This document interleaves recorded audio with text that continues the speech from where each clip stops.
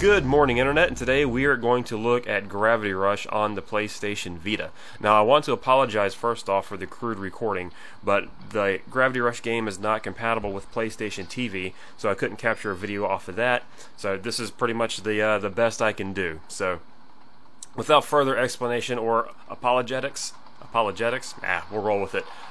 Let's get in there.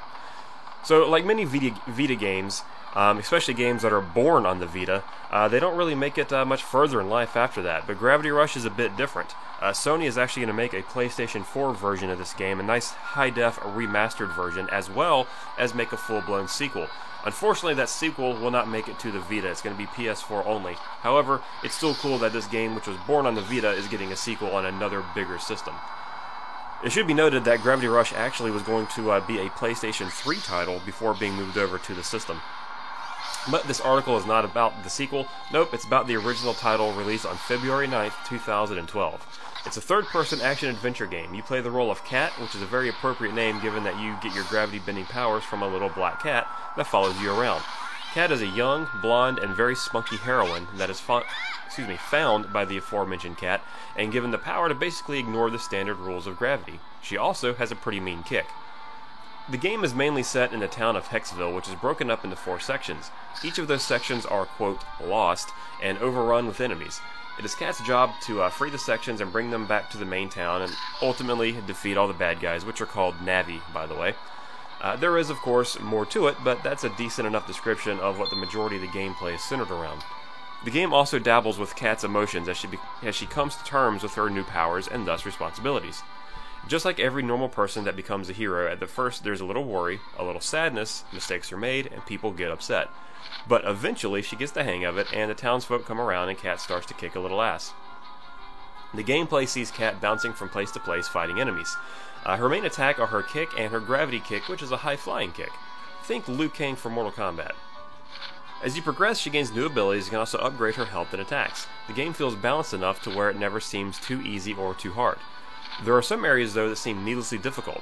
Cat's gravity-bending ability is tied to a timer that runs out fairly quickly. Many areas and boss fights rely on the gravity mechanic, seeing as it's the whole point of the game.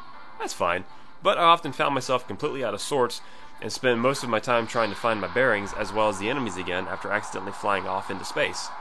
The few battles that take place in a more enclosed area, they're a nice little gift since most are open and have a huge expanse of space in which to fight. The mechanic of changing gravity and flying all over works well enough, but does get a bit tiring towards the end of the game. At least it did for me. However, I still had a great time with the game. The presentation of the game is cool with a neat comic book style. Short cutscenes bookend most of the missions, and they're interesting enough to not feel long, but also not so short that the game feels light on story. I enjoyed what was there, and it drove the game along nicely. Overall, I really liked the game. It's not a game that I kept running back to, but when I felt like playing the Vita and the cartridge was in the system, I played it. I played the game over the course of a few months. Again, it didn't have a big draw for me, however, when I fired it up and it got a mission or two in on each play session, I kept wanting to press on. I may pass on the HD remaster of the game, but I'll probably pick up the sequel. I will say that if you have not played the game and want to, then wait for the PS4 version. I love the Vita and had fun with this version of the game, but I feel a bigger screen will do the gameplay a lot more justice. It is typically one of the more well-regarded Vita titles, and I can see why. Despite its flaws and with its controls, it has a charm to it that kept me going back and was very easy to pick up and play. Graphically, it looks fine, if not a bit too orange. I don't think the camera really picks up the orangeness of this game, but trust me, it's orange. But it makes good use of the Vita's power. My final verdict is to recommend this game. It was really a good game to pick up and play. Like I said, I never really went back to it, but when I played and got a few missions in, I really enjoyed my time with it. So it's a good game to play on a plane, on a train, on a long car ride, just something to keep you going. It's not too monotonous, and like I said, it's interesting. So if you have a Vita, it's definitely worth picking up. If you don't have a Vita, I'd say it's worth getting the HD remaster for if you want to give it a shot, but it's probably not worth buying a Vita for. But thanks for watching. I hope you enjoyed my small little review of this game, even though it's been out for a while. And if you liked it, like it. If you didn't, let me know what I did wrong, and subscribe if you want to. So thanks for watching, and have a great day.